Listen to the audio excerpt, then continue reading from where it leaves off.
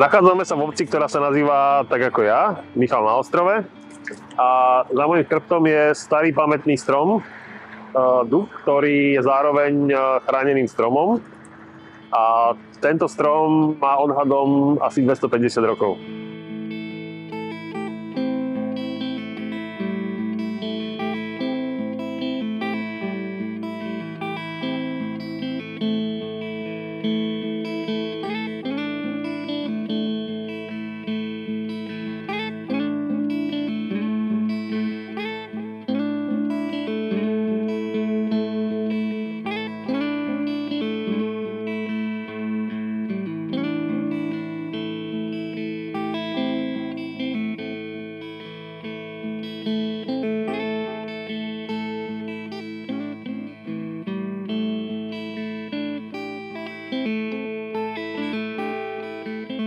Zhruba 8 rokov dozadu bol tento strom kompletne vyšetrený nemeckým súdnym znalcom Bodom Zigertom.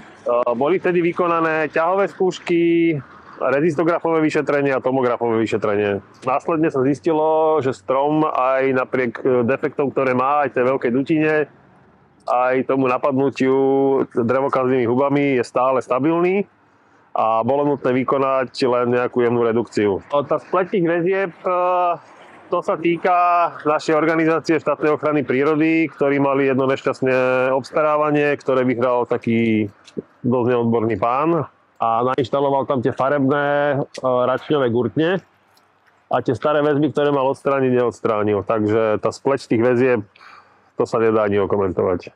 Chránené stromy má u nás na starosti štátna ochrana prírody a oni majú rôzne oddelenia podľa krajov a v každom kraji to prebieha ináč. Napríklad tu, kde sa nachádzame, tam je napríklad dobrá spolupráca s arboristami.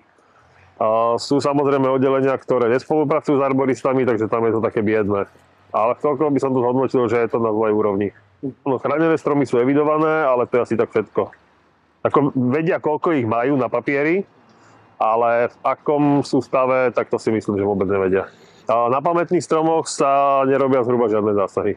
Okrem toho nešťastného obstarávania pred pár rokmi, ktoré sa aj predčasne ukončilo, tak si myslím, že štátna ochrana prírody nezadávala žiadne ošetrenia. Hovorím, je to lokálne podľa tých oddelení, ako niekde sa niečo robí, ale vo väčšine prípadov je to spolupráca skoro žiadna.